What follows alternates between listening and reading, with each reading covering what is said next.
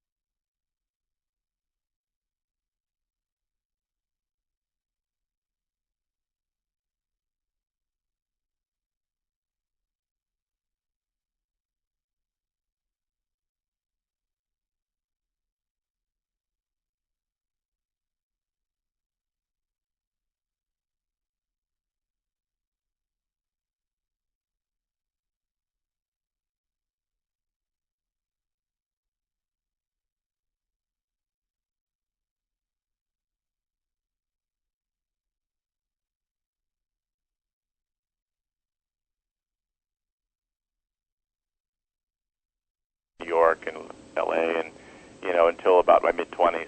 Yeah, and I worked in film and television from my mid-20s to, gosh, probably my early to mid-30s.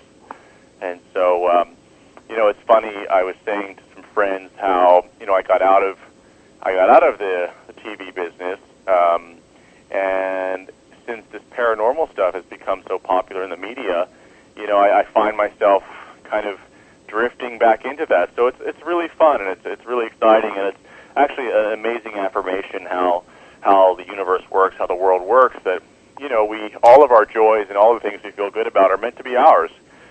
So long as we follow what feels good to us, inevitably, our dreams come back to us. So it's very cool, yeah. Mm-hmm. Well, I really agree with you there. Now, Jack, I understand, since you mentioned about television and paranormal television, you're an independent consultant for television, are you not? Wow, you guys did your homework this time. Yeah.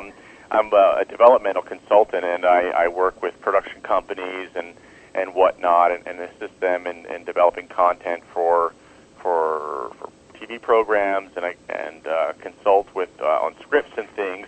And actually, it was fun this week. For those of you who don't know me, besides being a sidekick, I like as you said, I do paranormal research. I'm a research assistant with, of course, Dr. Barry Taft, the famous Dr. Barry Taft. Yes, and he and I went to. There's a new film coming out, a new Fox film called Shutter, starring the young man who's the former star of Dawson Creek, and another very talented actress. And Barry and I went over to 20th Century Fox for a private screening this week on Wednesday, and then on Friday was the publicity junket, and we were there on hand to be sort of the paranormal experts while they interviewed all the talent and did all the international press, and then we did some interviews and talking about the phenomenon in the movie, and is it or is it not like real life phenomenon, and what are our experiences, and so it's fun. It's fun to be able to share that. And interestingly enough, the publicity junket was held at the Pantages Theater, which is a historic theater in Hollywood, on Hollywood Boulevard, just not far from where I live. And it's notoriously haunted, from what I understand.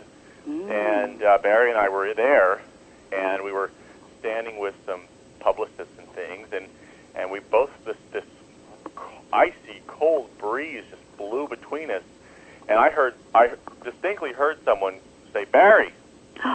Really? And I turned my head around to see who this was, and because we were actually curious, who else would be at this event, and there was no one there. And Barry looked up at me, because I'm much taller than Barry, and he said, "Did you just feel that? I said, what? He goes, that ice cold breeze. I said, yeah, but you didn't hear someone call your name? He goes, I thought someone said my name. I said, someone just called your name. And but we were staying there with like 5 people, and we were the only ones that felt and heard this. And we weren't playing off each other. The interesting thing was we both turned our heads in the direction of this breeze was coming at the exact same time. And then Barry called me later that night, and he had looked up the Pantages Theater, and a friend of ours, Laurie Jacobson, has written a bunch of well-known books on haunted locations and things. And apparently that's one of the things that she comments about, that, you know, feelings of cold breezes and things, and without any explanation in the Pantages Theater. So that was kind of a fun and exciting affirmation of the research she did. Well, now, Jack, with you being there at that theater, do you think that you and Barry will end up doing some sort of documentary or some type of film in that theater? I mean, since both of you now have experienced some of the things there. Well, I don't know. I mean, because the Pantages Theater, like I said, is an historic location, and it's a functioning theater. You know, it's a beautiful, beautiful old Hollywood theater. It's just incredible. Los Angeles has some of the most beautiful theaters. Like, they're like opera houses on the inside because they were built in the 20s and 30s. You know, and this particular theater is the home of the production Wicked, the Broadway show Wicked, right now. So I doubt they're going to have anyone in there, you know, doing any kind of filming or documenting anything. But still, it was fun to be in there and experience a bit of history and, you know, magic that the Pantages has to offer. Oh, I would have loved to have been there. Jack, let me ask you, with so many, you know, people like Dr. Barry Taff and you being there in the Los Angeles area and all, do you find that there's a growing interest in the paranormal more for the entertainment value, or do you believe that Hollywood is starting to promote the paranormal because of the actual activity? I think it's a bit of a conundrum. I think the two are interwoven. By and large, you know, Hollywood has always embraced paranormal phenomena because it's great storytelling. When you see how things translate to the smaller big screen, you know, sometimes, you know, what's real and what's imagined, you know, sometimes they resemble each other very clearly. Other times, you just have to sit back and shake your head and go, no, that's really not how it works, or it really doesn't happen that way, or that's really whatever. But when you talk to the people, sometimes when you talk to the people who behind the scenes who are writing or directing or producing these things, you find a real, genuine interest, you know, a fascinating interest. But there's many variables that come into play, you know, in mounting a production of any kind. So the vision doesn't always match the final product, and the artist or the inspirator behind it doesn't always have the last word. So there's a lot of other things that come into play. And just to comment on the first thing you said about with many people like Barry out there really isn't. There's only him, Barry. There's a gentleman named Dr. Andrew Nichols, who's a parapsychologist. I believe he's in Gainesville. Gainesville, Florida? Yep. We're working right now on a research project with him. There's Lloyd Arbach. There's Dr. Roll, who's retired. And there's one, possibly two others in the country right now who would probably be on par with those gentlemen. There really isn't a lot of people who do this work. Maybe, you know, at the Ryan Institute, of course, but, you know, that's it. You know, not using the same level of consideration and information and vast experience. I mean, Dr. Nichols has been doing this for close to 30 years, and Barry's been doing this for 40 years. You know, and of course Dr. Roll, you know, 40+ years. I think Dr. Persinger, I think he may have passed away, or he's retired. I mean, these people, the real true academics, a lot of people don't go out on a limb and step outside of ordinary science because they're academics and they have their credentials and their colleagues and their universities and their pensions to worry about.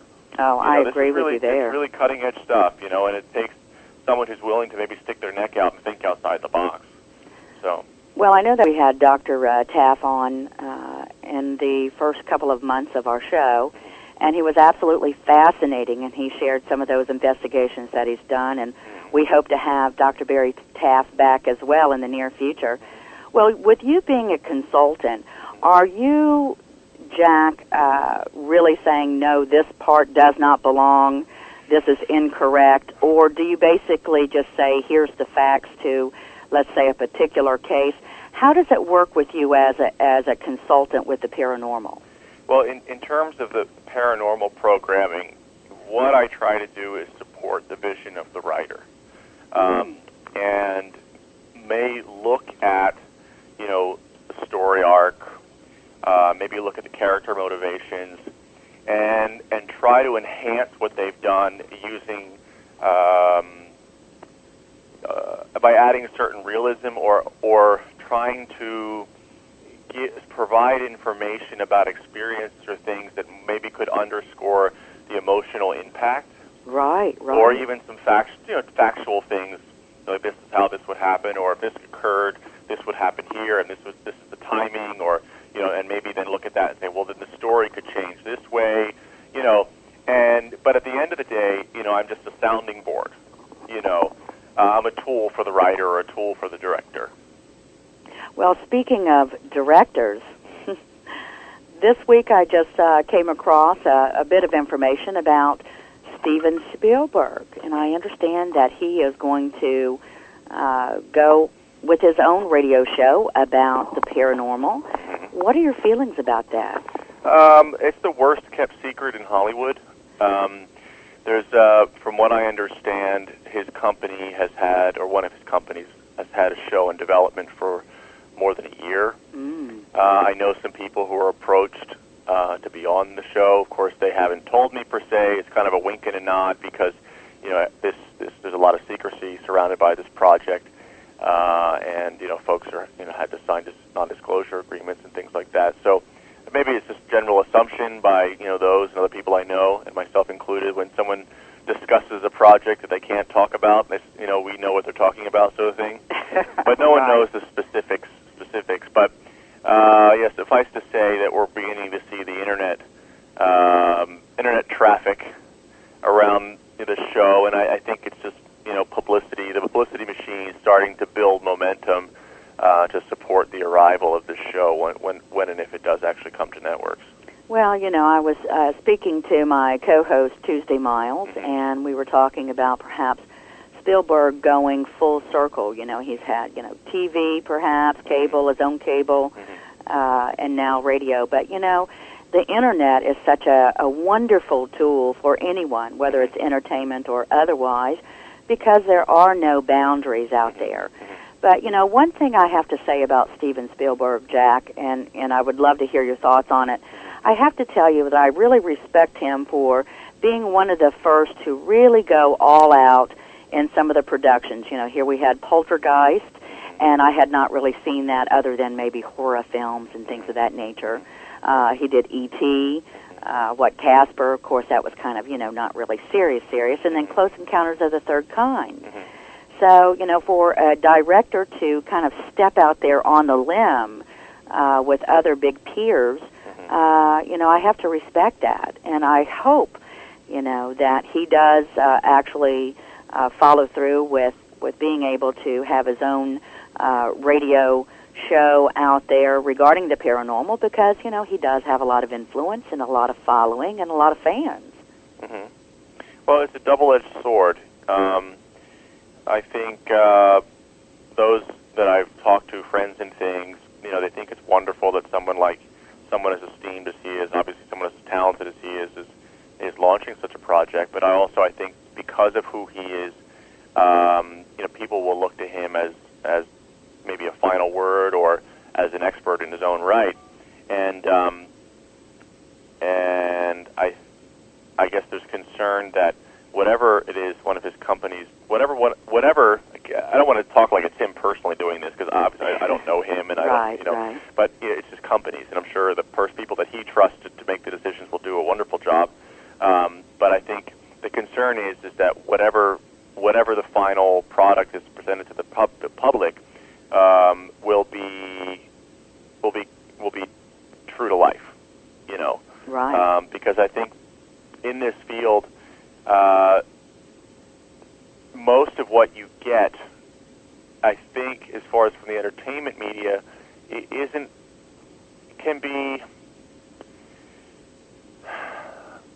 We were having this discussion the other day. The thing is that, you know, in order to keep an audience, they have to be emotionally engaged, you know, and a lot of research, a lot of phenomena, if you depicted it as is, it's really not that exciting. So you have to amp up the emotional impact of things, dramatize things. So sometimes what happens is in that process of making something entertaining or making something engaging to an audience, you lose its realness.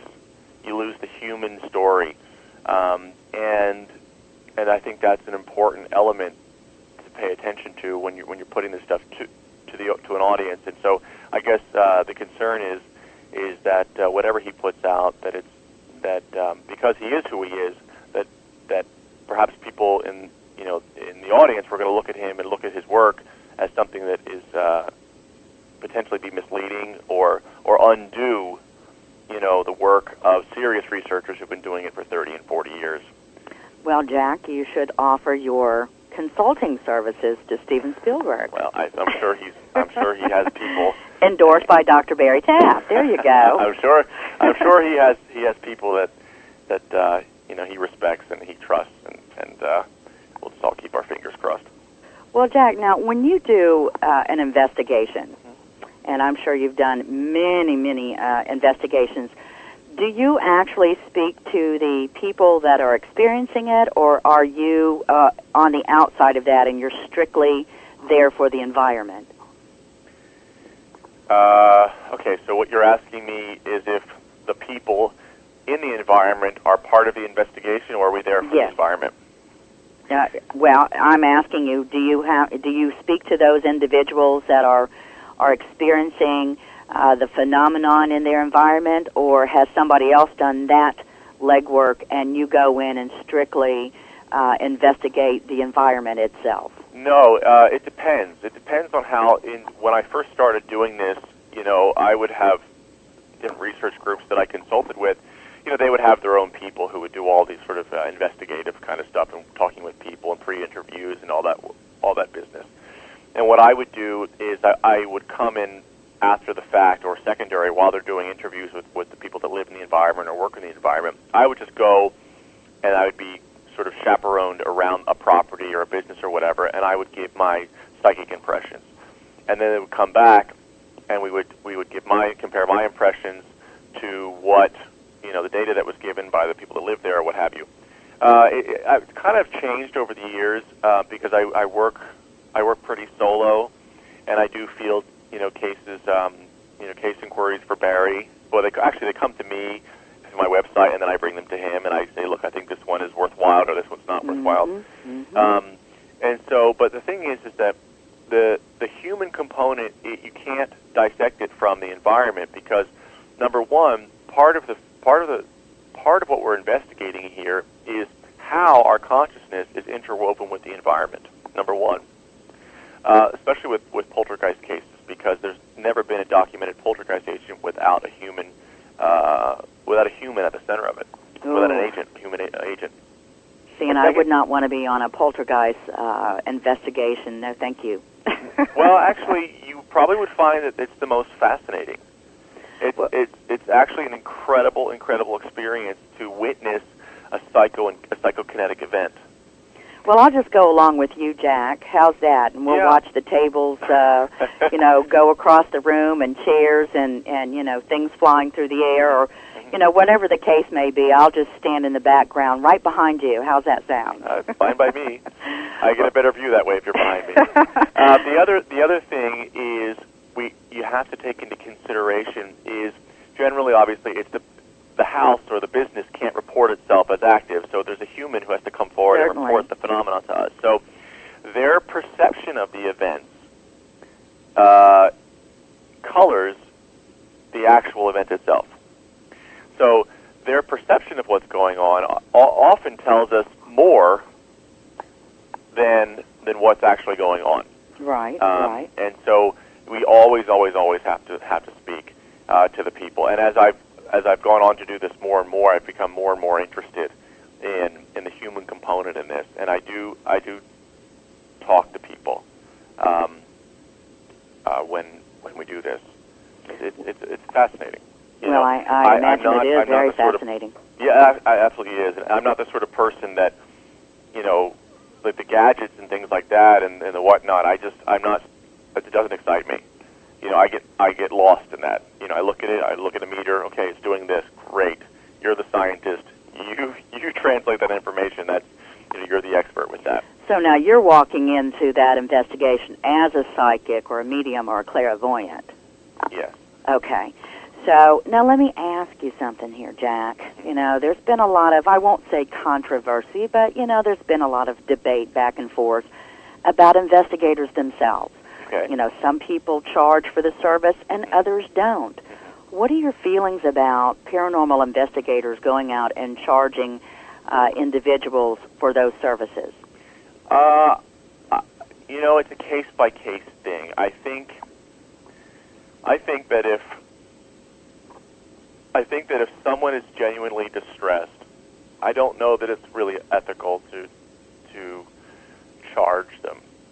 I think also that if you're most professional, and I use that term loosely because no one I guess is really a professional because no one really gets paid to do it for a living. Right. But I think someone with a high level of integrity isn't going to accept money because they understand that they're doing research. And the nuts and bolts of it is if without people coming forward and opening their homes or opening their businesses to the researcher, they wouldn't be able to do their research. Right. And so the second thing is, or actually to reiterate the first thing was, if people are asking for help, I don't feel okay about saying, oh, okay, well, it costs, $29.95.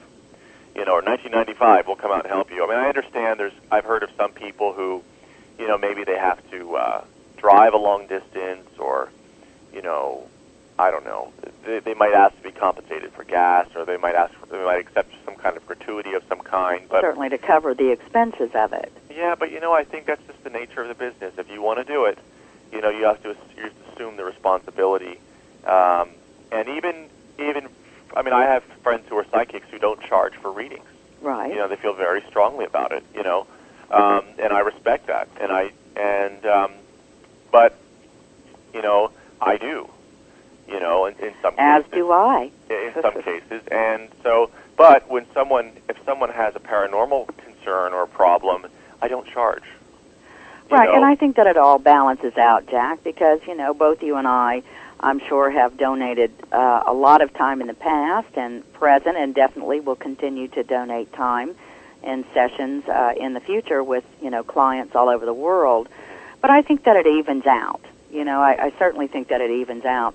I understand that there is a paranormal, I'll just call it society or company, actually out of Brooklyn. It's called the Brooklyn Ghost Investigators.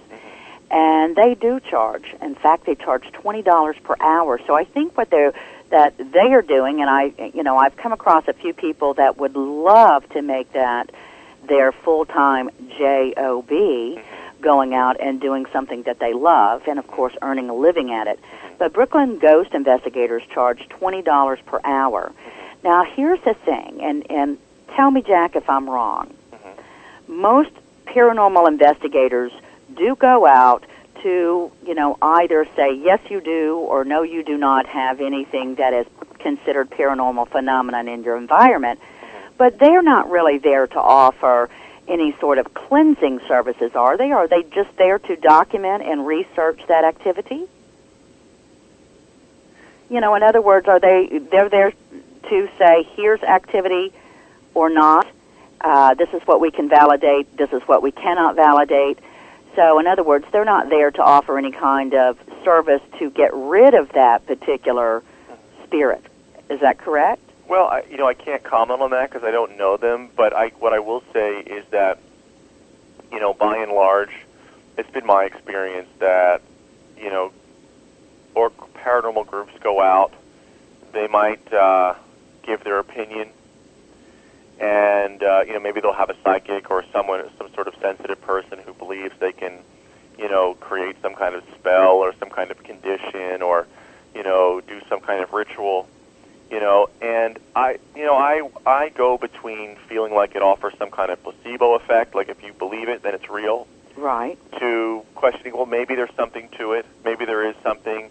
I have a very open mind about that kind of stuff. I'm very critical-minded, I think. And it's very strange that people read my website. I think there's some writing on there about how kind of, skeptical I am as, for someone who does this, And what is your website, Jack? I beg your pardon? What is your website? Oh, it's jackrourke.net.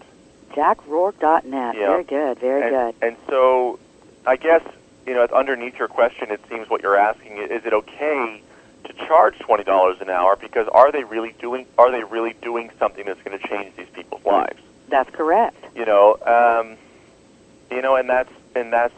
That's where there's the ethical question. Is it okay? Is it fair? And I don't know. I guess buyer beware.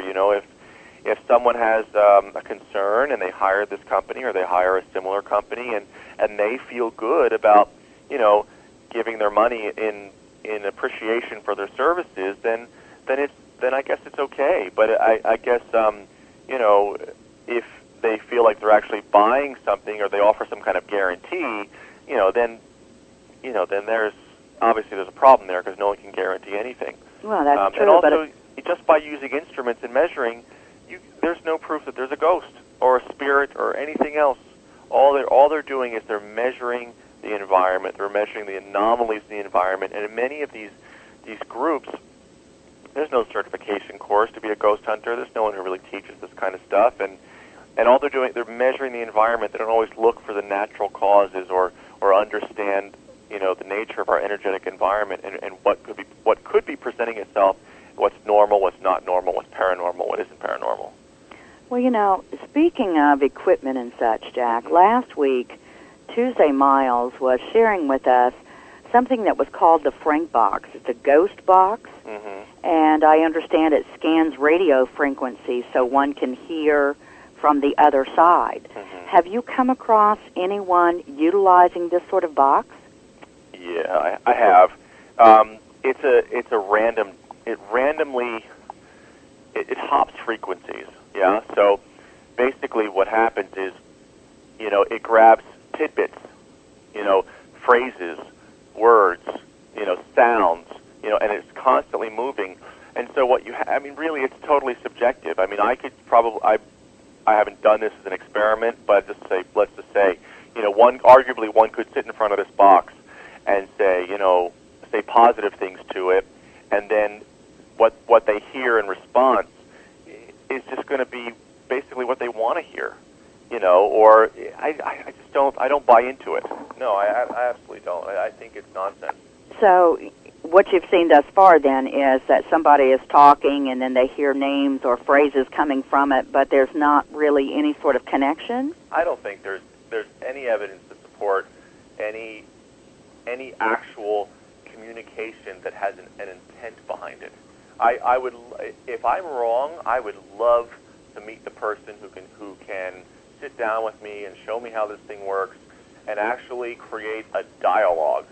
A real-time dialogue, because that's what these things, from what I understand, they boast, is that they could potentially create a real-time dialogue between this world and the next world, and I defy anyone to demonstrate that. I just don't believe it. I don't think the device is. I just don't believe that. It's not what it does. It's jumping frequencies, grabbing words here and there, and I guess one would have to believe that there's some kind of intelligence out there, maybe manipulating this machine so that it happens to hop to the right frequencies and grab the right words in the right sequence. It's just no. Well, we have to stop and think about what you just said. You just said other intelligence out there, and do we say that this is, intelligence, a spiritual intelligence, or is this intelligence as in aliens, or some kind of being from another dimension? And I was just watching a video called "Orbs: The Veil Is Lifting," and physicist Klaus Heinemann, along with Michael Ledwith, he was a retired priest from Rome, put this together. They have a book out. Is that right? I'm sorry? They have a book out. Is that correct? They have a book out as well as a DVD called Orbs: The Veil Is Lifting. Yeah. And one of the things that was mentioned in the book and certainly on the DVD is that, a lot of the spirit orbs that have been photographed, or we think they're all spirit orbs, was really suggested by the physicists that this is beings from another dimension coming in, not just spiritual as though they've passed here from Earth and they've crossed to a spiritual side, but rather, beings from another dimension that we are, totally unaware of. What are your feelings about that? Well, I mean, because as a psychic, you're able to communicate, as a medium as well, to communicate with those who have passed on. And has it ever occurred to you, or have you ever experienced anything that said, what, this isn't a spirit I'm working with here? Okay, let me say this, that I have on my website that I'm a mental medium, and the reason I keep that term on there is because people are familiar with the term medium these days. I don't care what people call me, so long as it's not a four-letter word, at this point. But, what I can say is that certain people who are sensitive are able to get information. We're able to access information from a non-physical source. I believe that all intelligence is discarnate. Is discarnate? Discarnate. Oh, discarnate. Okay, gotcha. Outside the body. Mm-hmm. So I don't believe that intelligence originates from matter, from our biological matter. And so, I'm trying to be very careful how I say this.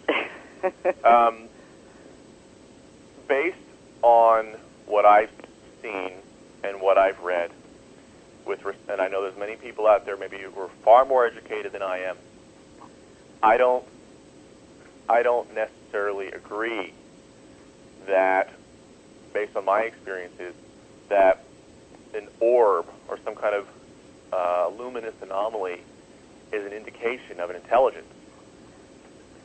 I think that we're seeing, in some cases, the physical world operate in ways that are counter to what we know are the laws of our physical universe. And for instance, this week I was looking at some photographs with Barry from the first entity case, the only entity case, the original entity case, the actual photographs of the investigation. Right. And they're astonishing. And they may actually be published, and people will be available to see them online because CBS News is possibly going to do a story on them in connection with this new film, Shudder, that's coming out. Mm. But the fascinating thing about these things is one of the states of matter is called plasma. Well, can you tell the listeners what plasma is? Not really. I'm not a physicist. But I believe there's 4 states of matter. And one of them, and I'm sure there's people listening who might know better than I am. So if you know what all the states of matter are, go ahead and type them in the chat room, and we'll get it out there over the air. But plasma is a form of energy, basically, and in these photographs you see these things appear.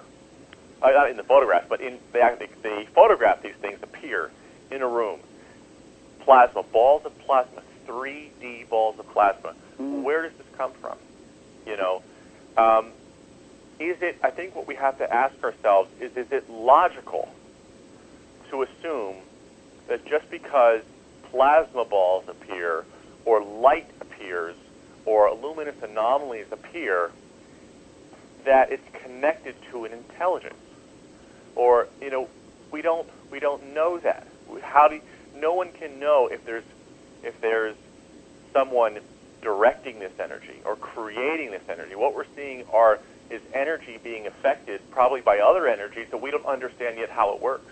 Right, I agree with you there. Now, what I can say is, from a philosophical or a more spiritual perspective, is that in ancient Vedic or Hindu traditions or tantric traditions, these traditions go back 5,000 plus years and are the origins of almost all religions, and certainly all modern metaphysics, because our friends like Annie Besant and C.W. Ledbetter, who they went to India at the turn of the last century, and they studied with these people, and they blended their spiritualist views with all these ancient traditions, which kind of is the foundation of all kind of modern metaphysical thought. And what they teach, and also comments in the Bible as well, that in my Father's house there are many mansions. Mm-hmm. Okay?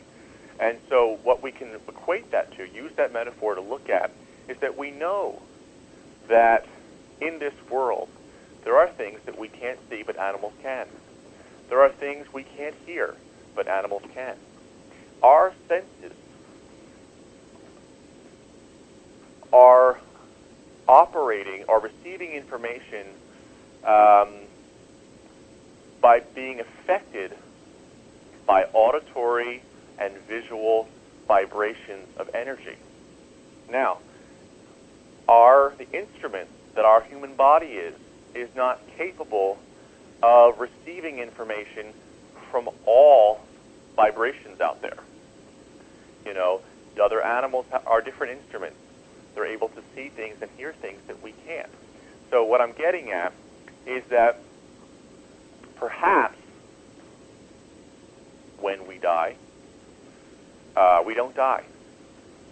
The physical matter disintegrates. And what stays behind is that part of us that is eternal. It's not ensouled in a mass, it's not ensouled in the body, it is part of the body. Right, right. And so what happens is that part of us that is vibrating, the slowest part of us that is vibrating and is able to reflect light and be sensed by a physical organ, disintegrates, thereby leaving a higher, faster, purer vibrating energy that is now existing outside the capability of our physical senses. Very fascinating, because we know that energy doesn't die, it just transforms. Exactly. So, just because what we're getting at is now in the Vedic traditions, when we die, our consciousness then goes into the astral realm.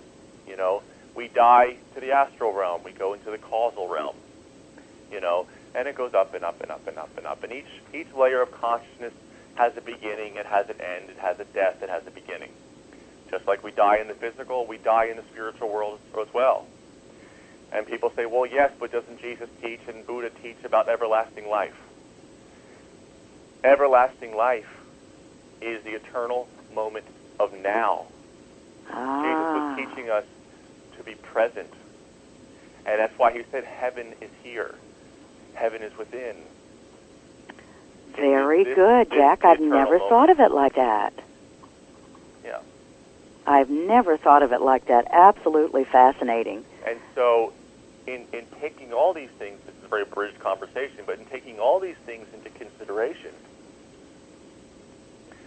what we can now begin is to look at life as one eternal moment of now, right? Right. And so, because we know that time is a man-made thing, right? I live in Los Angeles. You live someplace else. We know people that live in New York and live in London. And right now, they're living and existing. I can't see them, but if I call them on the phone, I can talk to them. Am I calling into the future? Right. No. It's just... Well, I mean, you know, at least we're in the now. You can, you know, no matter where they are, you can at least talk to them, but... Right, I can talk to them, but I'm not calling into the future. That's and true. when they talk to me, they call me. They're not calling into the past. Mm-hmm. Time doesn't exist.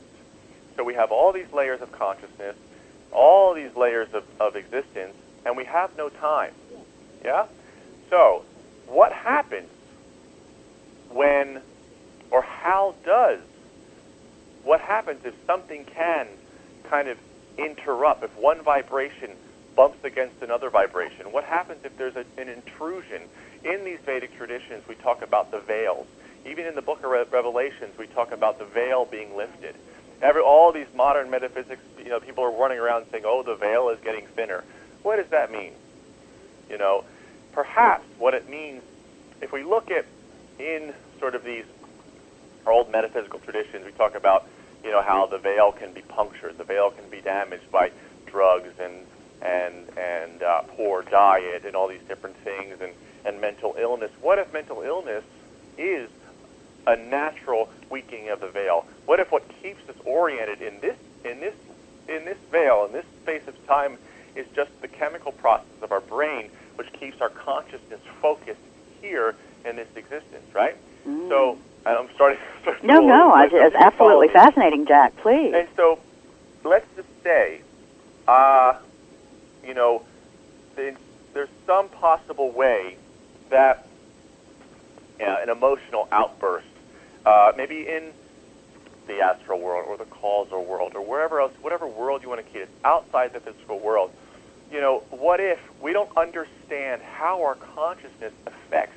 We live in a tapestry. We're not separate from our environment. The things that we can't see are not separate from us. Everything is in some way woven together, and that is the mystery of life. That's what we're all trying to figure out, you know. And so if you have a piece of fabric and you pull a string on one end, it makes it bunch up on the other side of the fabric, you know. Exactly. It's the natural result. So the cause and the effect. It's the cause and the effect. So what we're saying is when you see these luminous anomalies, when you see these things happening, you know, I think it's very superstitious in a way to jump and say, oh, that means it's a ghost, or that means it's this. We don't know for certain. Once upon a time, people looked up at the sun, and because it made them warm and it made their crops grow, that they figure, well, we need food. The gods are giving us food because they love us. Exactly. Could you have told a primitive culture that the sun doesn't care about you? You know, Jesus teaches, I mean, in the Bible it says, you know, the rain falls on the just and the unjust. True. The world is an indifferent place. How we emotionally choose to perceive it is up to us, and that's how we create our lives.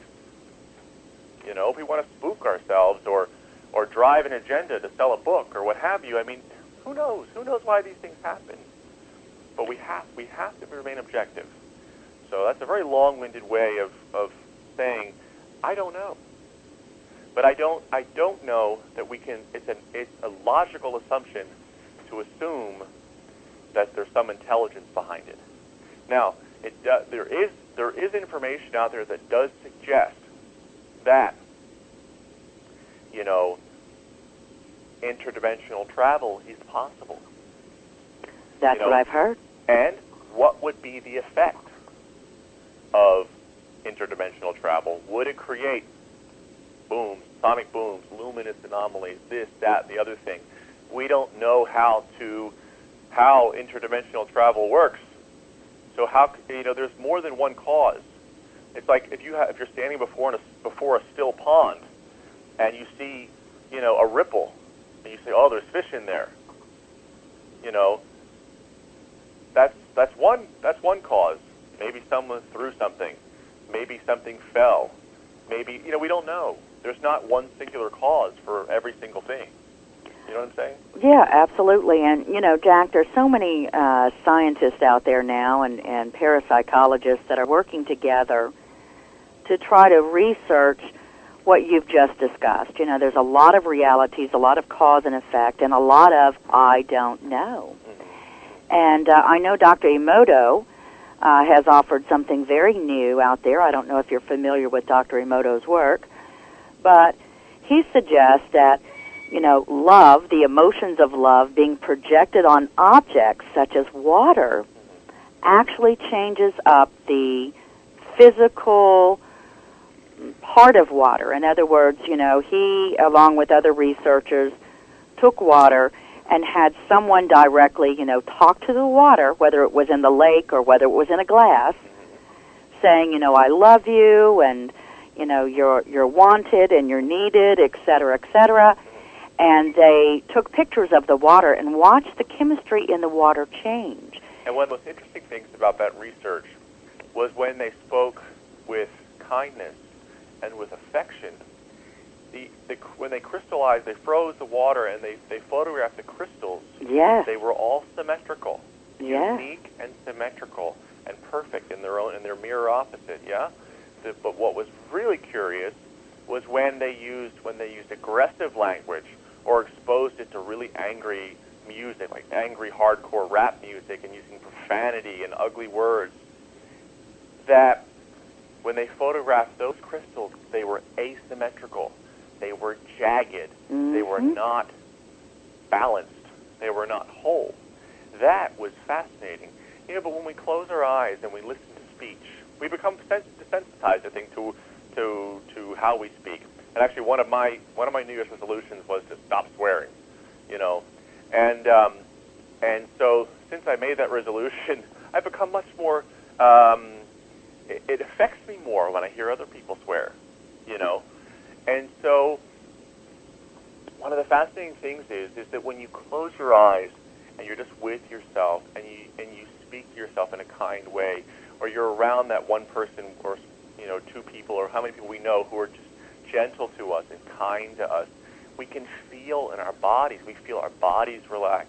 We feel comforted. We feel safe in our own bodies. You know, and our bodies are made of water. You can feel the effect of that vibration, that vibration, of aggression, or that vibration of love.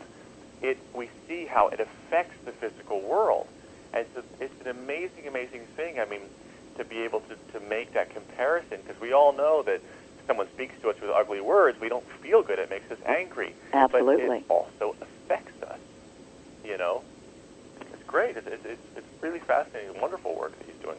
Well, Jack, you've been just an enormous help here today in offering wonderful information. I've enjoyed talking to you. We will be coming up for a break, so if you are listening, stay tuned for the Portal Paranormal Talk Radio with Jack Rourke, and up is Tuesday Miles.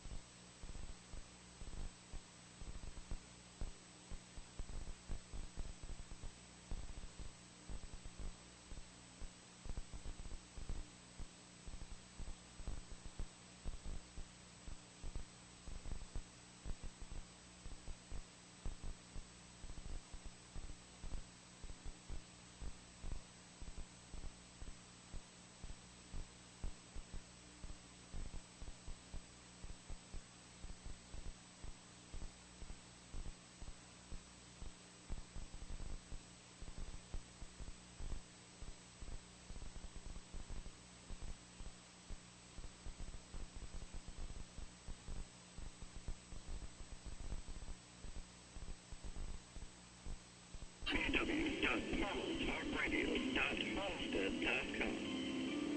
Now here's your host of Portal Paranormal Talk Radio, Tuesday Miles and Angela Thomas. And welcome back. I'm your host, Tuesday Miles. And I'm Angela Thomas. Hi, Angela. I missed you the first hour. Oh, I missed you too, Tuesday. How was Jack? It was so great for him to accept coming in and playing co-host for the first hour, and I'm so grateful to him. Yeah, I have to tell you, Tuesday, you know I missed you, but Jack was incredible. Oh, cool. Well, you know what? He's not only is he a great guy, but he's just an amazing psychic medium himself, and he does paranormal investigations, and he just does all kinds of things. He's an actor. He does also, in his past he did some acting. So, he's a well-rounded, very mannered man. Right. Well, he shared with us his work with Dr. Barry Taff, and so we're looking forward to having Jack back on, and also Dr. Barry Taff himself. Well, as I shared last week with the show, I did get to spend some time with both of them on the Queen Mary, and I have to say to you, Dr. Barry Taff, anything that comes out of this man's mouth is so intelligent, and you can tell the fact is that he really does, concentrate on his work that he does, his paranormal. He researches and he writes and he does all kinds of papers on it, and I have to say he really does put up with a lot of people trying to debunk him, and, got to give this guy credit. He has dedicated his whole life to actually really, writing about and documenting scientifically the paranormal. Yes, and the one thing about Jack Rourke also, Tuesday, is that he has a lot of integrity. And I cannot say that for everyone that has chosen to work in this field. I agree on that, Angela, I really do. And, this is the thing on it. It's just, I think generally the fact is that you're really going to see people who are out there to really want to, to help you. Sure, I feel that the fact is that I don't mind them people charging for their services because this is a service. But there's that difference between also charging and the compassion that goes along with it with the readers, there's that big difference on it. And I have seen the big difference on it.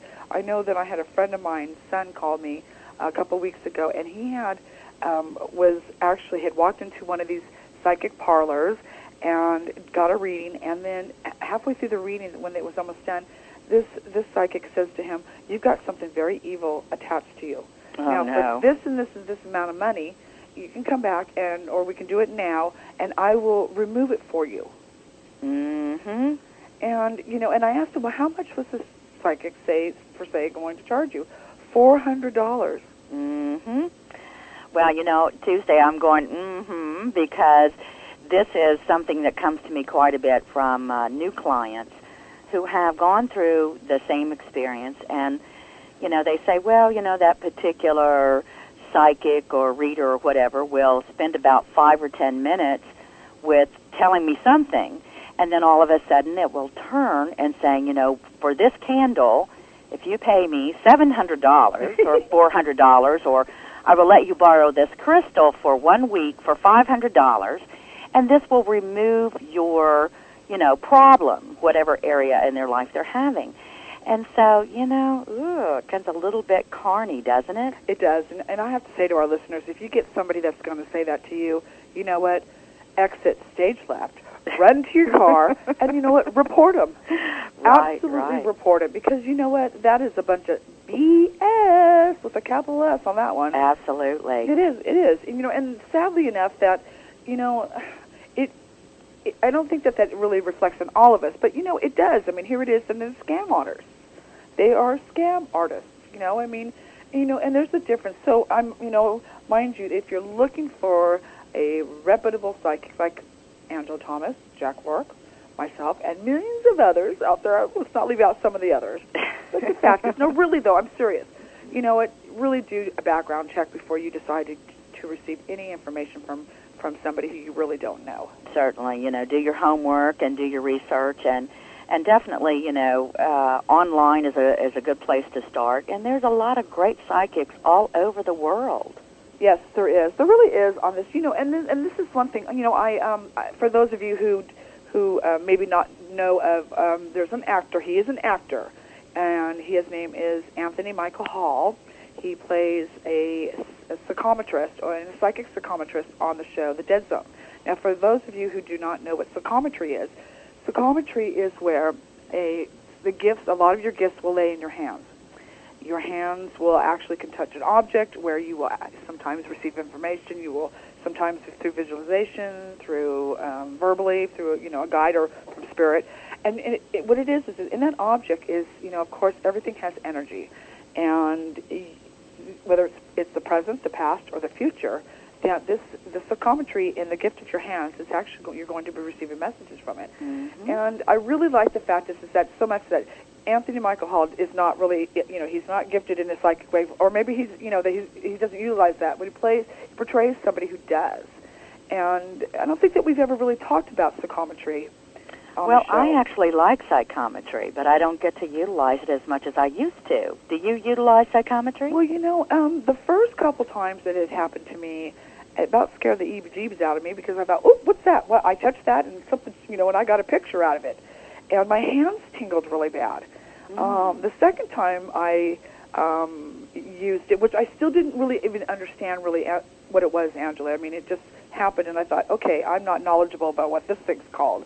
And I picked up some binoculars in my helm, and I flashed, and I seen my husband holding them, and I'm thinking, okay, and so what was he using these for, And so I walked over and asked him, what were you using these for? He goes, oh, I was watching a hawk in the tree down the street. And I went, okay, I was teasing him, but it was strange. He goes, how did you know I was using them? I go, the funny thing was I picked them up, and it flashed me a picture of you. Wow. Looking through them, and I said, that was just so strange. So, of course, I started researching the fact is, what is that called? I had really never heard of it. It was the first time, my gifts had opened up in that aspect. But I have to tell you, though, Angela, I don't really care for it. We use our hands on a daily basis. We always use our hands. And why, the fact is that, I don't want to touch all these objects that, and see all these things that's gone on with it, I want to control it, and I didn't feel that maybe I didn't have that control with it, and it really kind of drove me crazy with it, and so I have really learned to actually just shut it down. Well, I think we really lean to a natural inclination to utilize psychometry. For example, touching that object or holding that object will give us, the impressions that we need. But think of how many people go out on a daily basis and visit, let's say, a building or, whatever the case may be. Maybe they're touring, some fancy house. And their first inclination is, let me touch that wall, let me touch that door, let me touch. And that's part of psychometry, that I need to touch it to get the impression or my feelings for it. Right. So I used to teach psychometry and as part of my psychic development classes, and I have to tell you, I had one of the most unique experiences ever happen. Okay, now to share with us, that was... Well, I had a particular metaphysical shop venue was where I taught this particular class, and, the owner of that shop participated in the class, but she wasn't full-time in the class. She'd have to get up and down, etc. So at one point, I believe, when psychometry came around, she wasn't quite convinced that people could utilize psychometry. So she put me on the spot. I was, using objects with the students in the class. And she said, well, Angela, since you're so good at psychometry, perhaps you will give us an example. So she said, one moment, and she brings me this antique spoon, an antique silver spoon. And so she said, here it is. Tell me what you get off of it. So to make a long story short, Tuesday, it was as though the owner of that spoon were sitting beside me. It was like her energy was there, and I began to talk about, and they named this woman whose name was Rose, the one that had owned the spoon. I saw visually Rose was with a woman that was her same age. I saw a fancy dining room table with the linen, the old linen and porcelain on the table, very lovely. And so I just began giving messages to it. Well, when I finished everything, the owner of the shop says, did I tell you about this spoon before? And I said, no. Well, she said, well, a friend of mine gave me this spoon, and it was from her Aunt Rose, who every Sunday set her table with linen and fine porcelain. Oh, cool. And so, you see, I guess the reason why I shared that with you Tuesday is because, we don't realize our gifts when we go and touch and hold things. If we just slow down a little bit and go with the impressions, we would come up with some fascinating information. Well, also, too, though, I know that they do have, some of the psychics that work with the police department are very gifted in psychometry, and so, which they utilize maybe holding a child's blanket or something of their own, or personal object of whoever's missing, to help them get a feel for really what happened. Sadly enough is that, I think myself, for somebody to have to work with the police department doing that, they'd have to have a really strong, personality, because it's not an easy job for them to do. And the fact is, it's very, sad, because the fact is that, who wants to see somebody, really what happened to them, Angela? But the fact is, I guess it's very helpful. Well, it is very helpful, and not only what happened to them, but also maybe to be able to say, this is where that, let's say a child is now, or that adult is now. Right. And so that helps. And, people, no matter whether, that victim is alive or dead, they deserve to be recovered. And so I think it's very important. But, yes, I agree. They have to, a psychic has to be emotionally grounded in order to do that type of work. I agree with you on that, Angela. Also, too, Angela, with nowadays that we see, all these really horrible news stories on TV, and do you ever pick up information from a news story that's being broadcasted on maybe really what happened to that person? Sometimes I do, but most of the time I try not to focus. Tuesday I used to do a lot of missing children cases, and so, naturally, if there's any sort of news going out there about a child or an Amber Alert, my own inclination is, I need to see, where's that child. But I have not done a missing child case in probably about a year and a half now. Okay. But definitely, in fact, in before I ever moved to the St. Louis area, I did a case that was in St. Louis, and it's still, quite the topic. So there's many stories that, come up on the local news about that particular case, and to this day, I want to just, run out there and try to look for her myself. And, of course, I know that she has passed on, but you know what I'm saying? She still deserves to be recovered, and the guilty parties need to be jailed. Yeah. I have to say, I turn off the news anymore. I'm so tired of having the horrific, news stories that are constantly on there. And I was just saying the other day, I wish they would really have a news channel that we can go in that was just all positive information, and they would withhold all the killing and all this and all that. Well, you'll have to start your own network, Tuesday. Absolutely. The but, Good News Network. But it's true, though. But though, Angela, someone, the person I was talking to about it said, would they have enough stories to share on there? Of course there would be. There has to be. There would be. I promise you. News is not just bad news or negative news. There's a lot of, miracles and wondrous things that people accomplish every day and do for others. And so there's a lot of good stories out there. And, sometimes I sit back and say, what was a reporter thinking to give that negative news story when they could have easily offered something very informative and positive about someone's good works? Absolutely, and I don't believe all the time the negative sells. Actually, I'd rather hear positive over everything else. Mm-hmm. Well, I want to change the subject a little bit, and I want to talk about dreaming. Okay. And the messages that are coming through a dreaming. I would say, we want to say that everybody dreams. Do you think that everybody dreams, Angela? Yes, everyone does dream, but not everyone remembers their dreams. Okay. And so what if the fact is that you start receiving some psychic messages in your dreaming, and you're not sure? The fact is they're not giving you the details. For instance, let's say that you dreamt of something very tragic going to happen, whether it's just to one person or to maybe a population, a certain area in a population, right. And yet the dream didn't give you the full, complete details exactly what to do in that aspect. And here it is that you dream about this on it.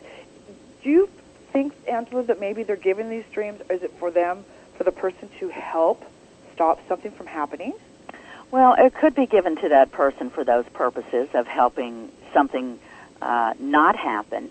But I also think that, the reason why we receive this information is to help us emotionally and mentally prepare for that news. So if you're getting, impressions in a dream or information in a dream, but it's not quite clear, one cannot take on the responsibility of trying to stop it if they don't have the full details. In other words, if one dreamt of, let's say, someone that would be murdered in the worst case scenario, they cannot just rush to the police and say, listen, I had a dream about, somebody that's going to be murdered in this area, because, the police would not take them seriously, and they would probably be labeled as the town, nuts. So, I think that, there is the ability to go back into that information that we receive through dreams, through meditation, okay?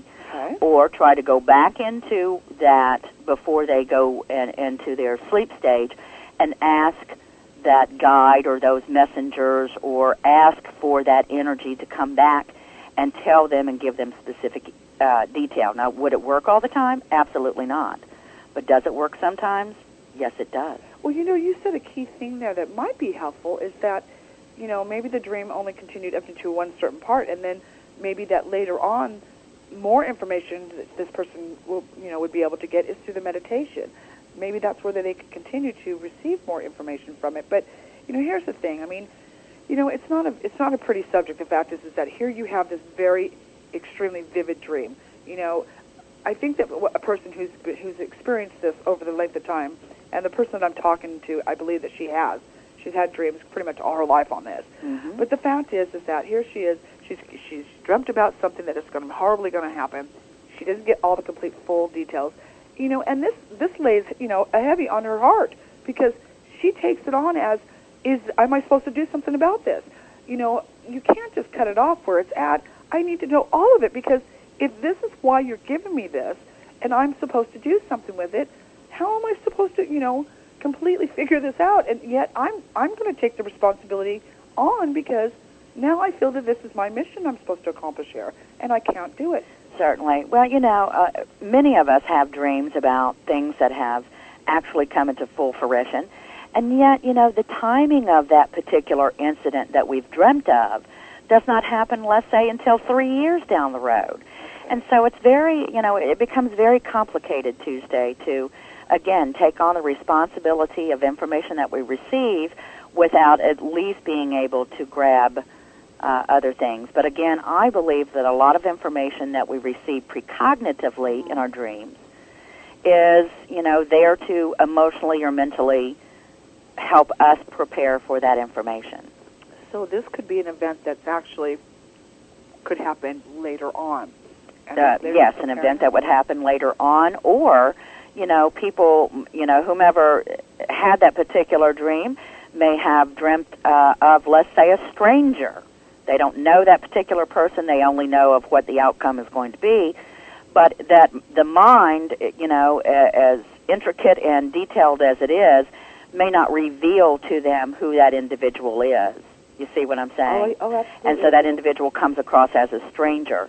But I would just highly suggest that if anybody has a precognitive dream and they don't get the full details, and if they truly need to know so it does not drive them crazy, is to focus on the meditation and approach it that way, or, again, ask before you go to sleep, this is what I need to know, tell me about this, until they get that information. Not to be shown that type of scenario, because the fact is that it really is bothering you in that aspect. Sure. Can you do that? Do you think that you can go in and say, hey, you know what, I don't like this?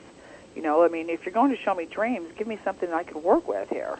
Well, I think that anything is possible, and there has been many documented cases, especially through, like Jose Silva has documented.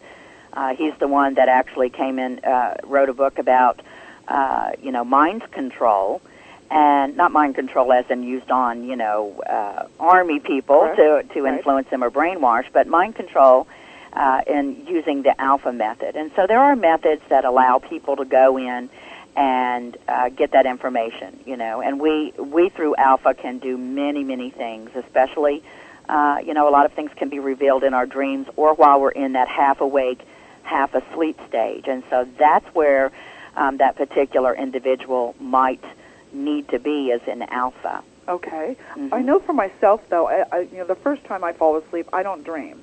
It's funny that I wake up, I always thought, gosh, I hate waking up in the middle of the night, a couple times because you don't feel rested. But I now understand that when they wake me up 2 times and then the third time, I know that I'm going into dream. And it seems to be more closer to when it's my usually wake-up time in the morning is where I go, wake up maybe about 4 o'clock or so, and then that's where I go into dream state until I'm actually going to wake up. And I remember the dream so vividly and so clearly, and it gives me an opportunity to write it down. But I did notice that I was having this one particular recurring dream. Now, the recurring dream usually only really happened, as now I reflect back, when I had a lot of spirit activity or I was working. And when I say working means that, through my meditation, my prayer, having spirits who are maybe stuck over here as an earthbound, concentrating the light with them and hopefully getting them to go over and cross where they're supposed to be. Mm-hmm.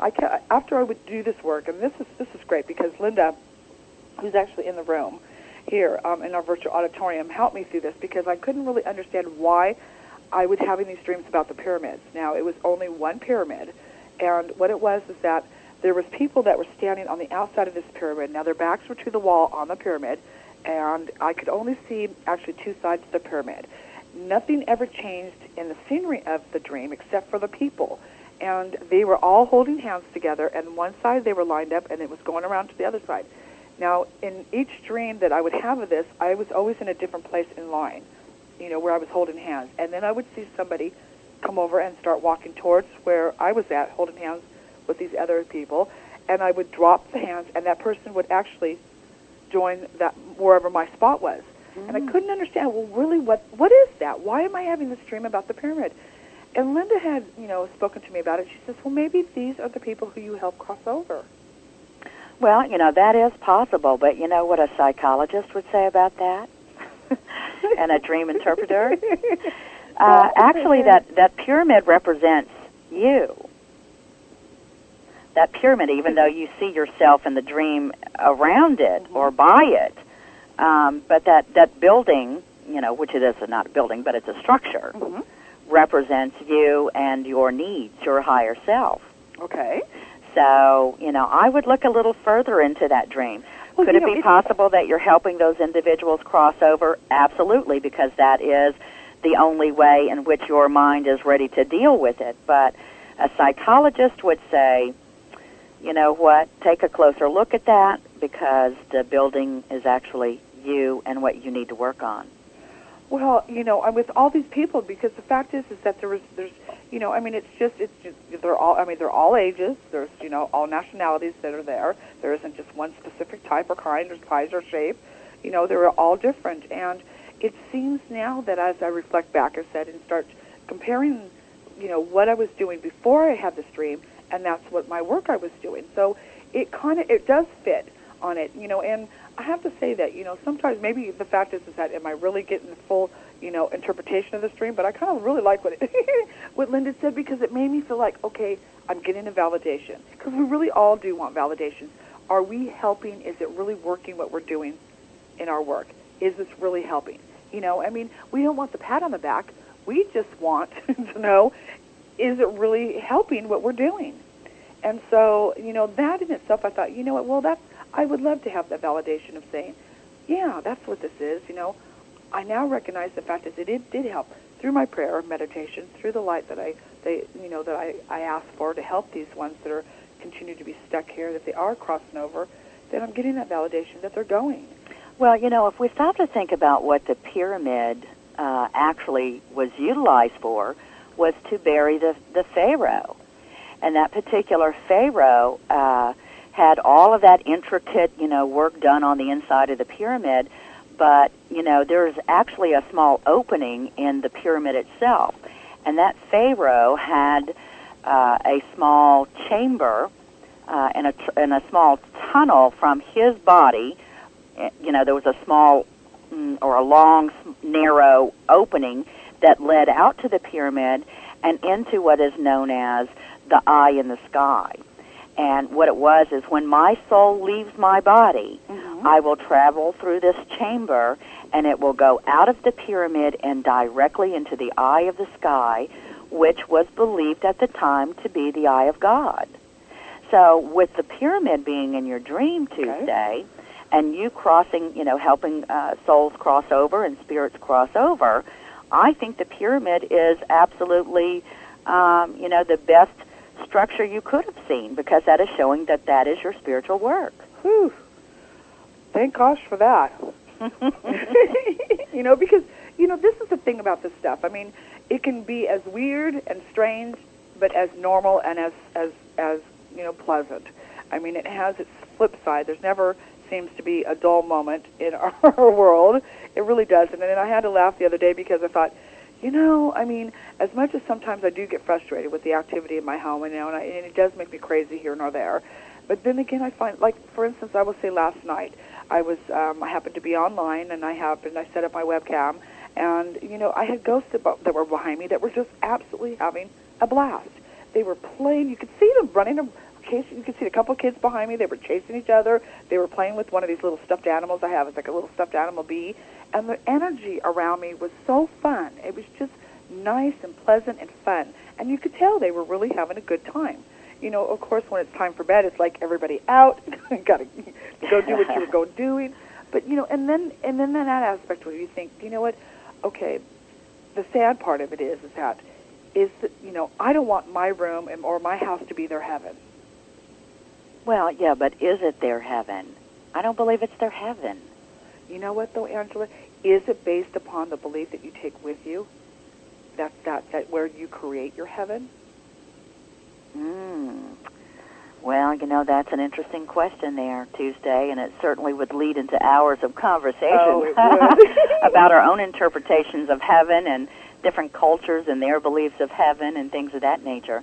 But, speaking of kids, I read an interesting story about this Ghost Kids TV. Oh, I've heard of that. You sent me a link to that. Oh, are you kidding me, as Dr. Phil would say?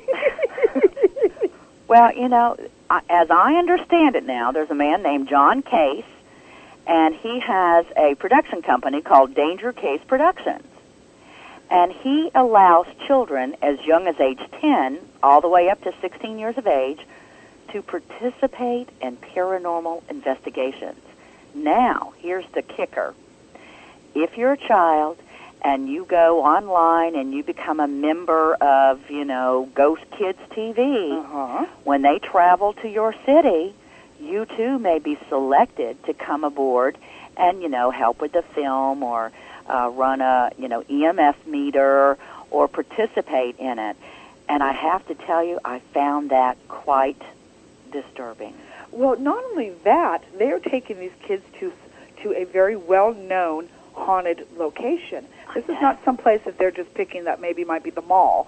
They have, the investigators there, the ones that are supposed to be experienced, are taking these kids to some place that is very known to be extremely haunted. Now, here's the thought on it, Angela. I was taken to see The Exorcist when I was 12 years old. Scared the holy bleep, bleep, bleep out of me. Lasted my whole entire life with me. And as an adult, I still will not watch any movie that has that Linda Blair voice. I mean, that's a long time for something to be everlasting with you. I have to say, the fact is that when I was seeing, shadows going up and down my hallway after seeing that movie, I slept with the covers over my head, with every stuffed animal I could put around me, with the dog on my bed, and then calling for Mom. True. Well, let me finish real quick. Okay. So what if the fact is they take one of these kids on this investigation, they happen to run across something that shows himself in front of them and scares the EBGBs out of these kids? Do you think the kid's going to get over it one day? No, I don't. And I do find that it can be very damaging to children.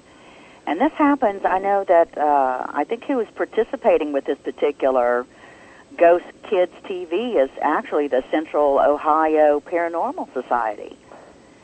So, I don't believe that children, especially age 10, and preteen especially, is capable of mentally and emotionally handling anything that's outside of their own reality. Not in that aspect.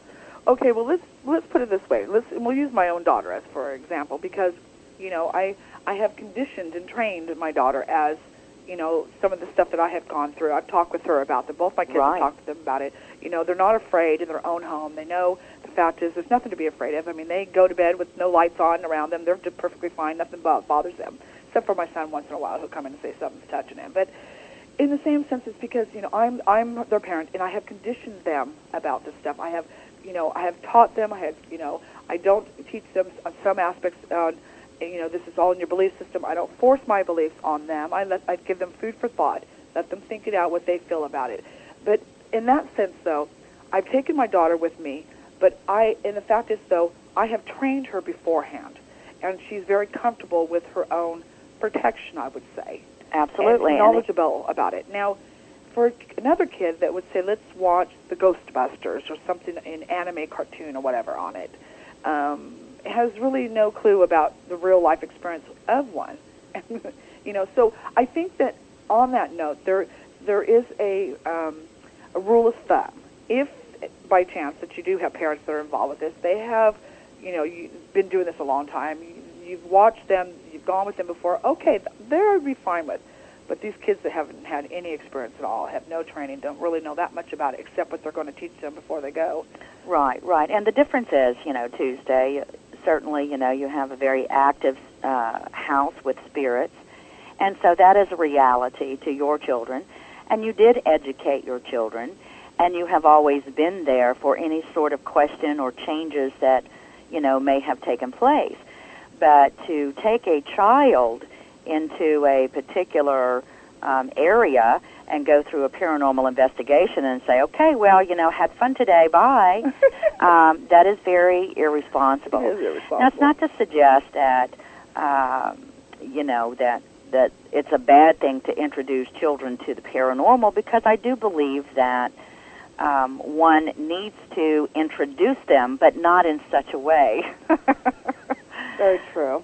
So kids first, and I have to say too, my kids don't go to school and advertise that my mom's a psychic medium or my mom is a ghost hunter. My mom's, they don't advertise. They really don't, because kids can be very cruel as far as judgment, and they can tease. And so, in itself too, I mean, for these kids too that are also psychic, they have to be very careful going to school and saying, hey, you know what, I am psychic too. We happen to be blessed because my one son's teacher, and he kept noticing some certain things that my son was doing, where my son would be sitting there and paid attention to class, and all of a sudden see a ghost come in. Now, it happens to be that there's a lot of ghosts at my son's school, and he's seen a ghost come in the room, and so his head turned, and he started watching it as it was walking around, and the teacher's going like, what are you looking at, I mean, focus up here, and it kept distracting him.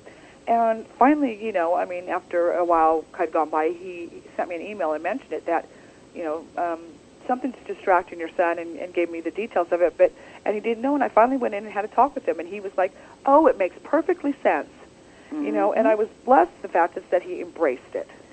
Well, yes, and, I just believe that, children, everyone, no matter what age they are, will experience something that is considered, paranormal phenomenon in their lifetime. And does this happen to children? Yes, it does, in their home and like you say, your son's school. So I think that we need to have resources and individuals where they can reach out and say, you know what, I don't feel uncomfortable about discussing what has just happened to me, but I wouldn't want anybody to take a child of mine and let them tour an investigation at a particular place and then drop them off at the house. and say, you're on your own now, kid. Yeah. Oh, my gosh. I would, if I was the parent of one of those kids, and I'm sure in the middle of the night saying, Mom, I'm afraid, Yeah, there are 15 minutes of fame on Ghost Kids TV. Right. I think there's a lot of other kids' TV shows that they can get themselves involved in and win prizes, I don't know if is there prizes included on the show? I have no idea. I just believe that they're introducing paranormal investigations because, there are adult cable shows out there that, show ghost hunting and paranormal investigations, and it's a very hot, topic for cable and television to cover. So I guess they said, wait a minute here, we're leaving this age demographics out of the loop. Let's start a show. Right, right. And there is, and I'll have to say, this is the hot topic with this. There are, as if I read on Google, Google has, for some reason, has what you taught me as a news release, a report that sends to you. It's an alert, I guess, what you would call it. An alert, Google alert. Right. Yeah, that, if you want a certain subject to be alerted about, go to Google, register about what alert you want to be, sent an email about. And there was that Steven Spielberg's new paranormal, community. Did you talk about that with Jack? We did. We discussed Steven Spielberg, perhaps, bringing on a radio show about the paranormal. Yep. I'm going yep on that one. Please. But whatever floats his boat on that one, on it. But also, too, I noticed that there was just eons of new shows popping up about ghosts. I know. Isn't it amazing? So who knew that we could make money off these things? Hey, what, guys want to make some money? Have a paranormal show. Film your ghosts. There you go. And on that note, we don't talk about that much in photography, and we're going to have to actually do a show specifically on how to take a picture of a ghost. What would be the right type of cameras to use? A good time of the day. I notice that when I take pictures, I get really good pictures. Is that dawn, or that dusk, and going into nightfall. Right, the sun's still up, but, just setting some. It's that right in between when you're just getting that right type of light. And I have to say, it's almost when the moisture starts getting a little bit thicker in the air. For some reason, they are just really active during that timing, and I've gotten some awesome pictures of ghosts. But in itself too, that they have these meters out here, the EMF meters. They have these, which I would love to get a hold of, is one of those infrared cameras, heat cameras. Oh yeah, I would love one of those on it, because the camera picks up anything that's got body heat. But then again, does ghosts have body heat? There's that temperature change that they put off. So I guess that's been successful with it. But in itself too is that if you really look at your pictures when you are taking them, because the fact of it is that you don't really notice. You think, oh, there's something wrong with the film. Well, with these new digital cameras, and of course, you can always erase the film, but really look at your pictures, because you'd be surprised that how many people don't understand that the abnormality that they think there's something wrong with the picture is really a ghost that's in the photo. Yeah, I agree On it. So, and if you do have any ghosts, really cool ghost photos, send them to us, and we'll put them up on the website, and we'll work on doing a show just on spirit photography. Well, that sounds good. Speaking of ghosts and such, next Sunday is Joey and Jill Korn. Oh. They're dowsers. Oh, you know what? I think that's going to be really a fun show on it, because the fact is that there's all kinds of tools you can use out there for dowsing. It's not just those little L rods that you can use, and which I have a pair of them, and they're so fun to use. But, in fact, when I've used mine, when people think that, well, back in the olden days, they used those for, just sticks to find water. Right. And I don't know if it's the fact is that I've actually used mine to find my ghosts, but when I'm in a certain room, I have on my right-hand one, it just spins and spins and spins. And I thought, oh my gosh, I have ghosts all around me. Or is the fact is that I'm actually underneath me is a stream or water. Now that's very interesting. I too have dowsers, and they can go crazy, and they'll go crazy, and then all of a sudden they'll cross in one area. But I don't have any history of water in this area, so not close by anyway. But you do, so. I do.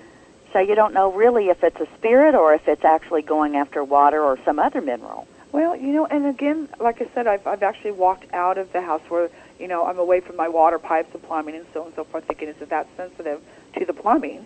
And then again, stood in front of my house in the street, and it went nuts there too. So, it's got to have some reason that's doing that, Angela. It's not, I don't think there's no flaw in these dowsing rods that I have.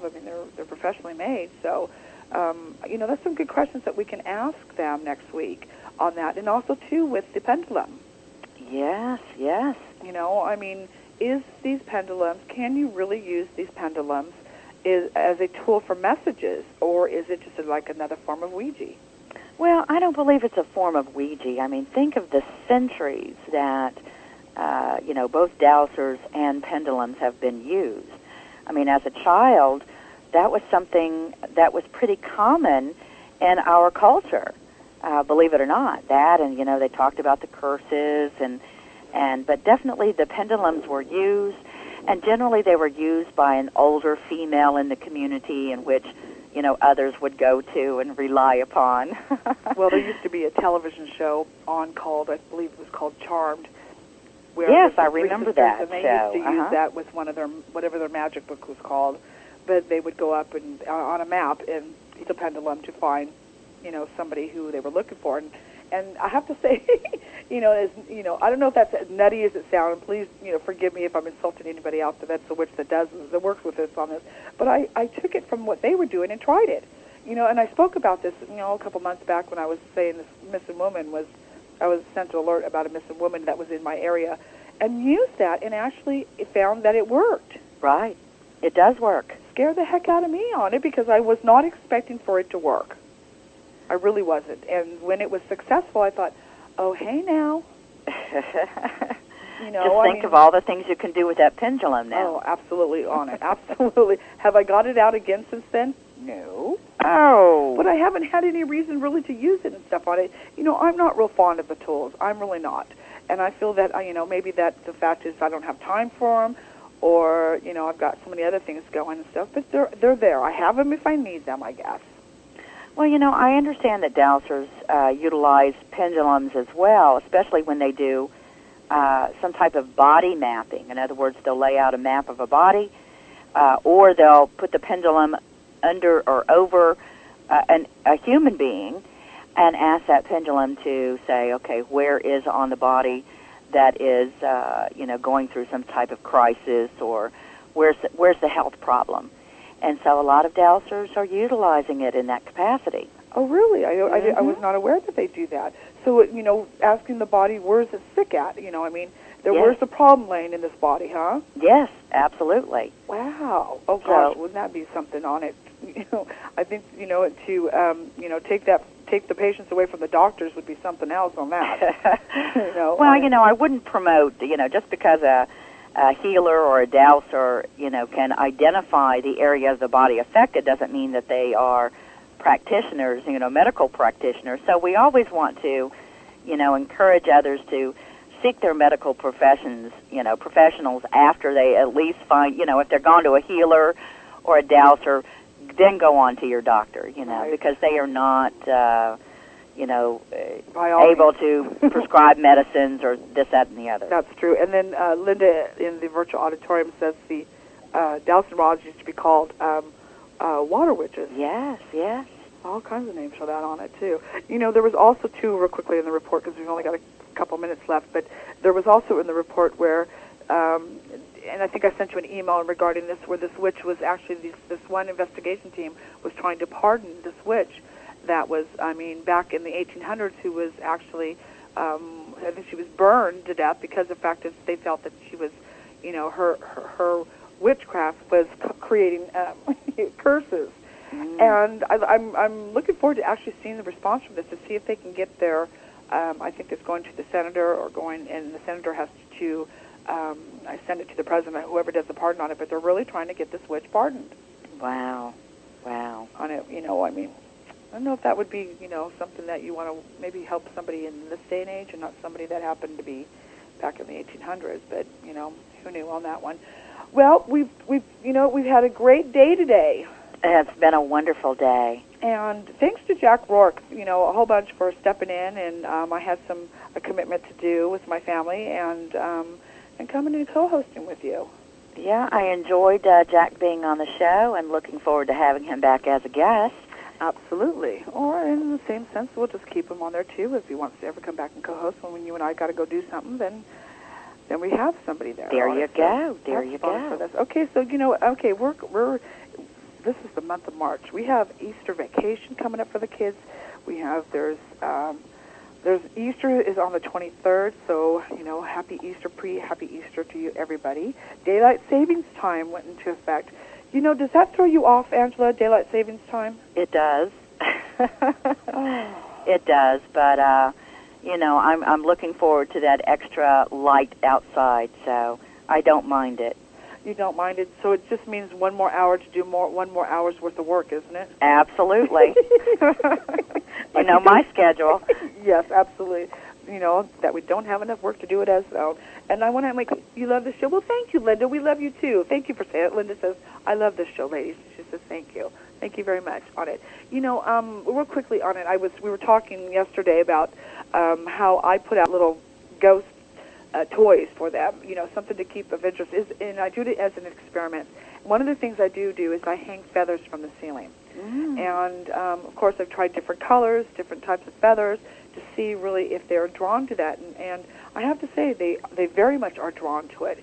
And so I was asked the reason why I do this. I says, well, some people can feel ghosts or feel spirits.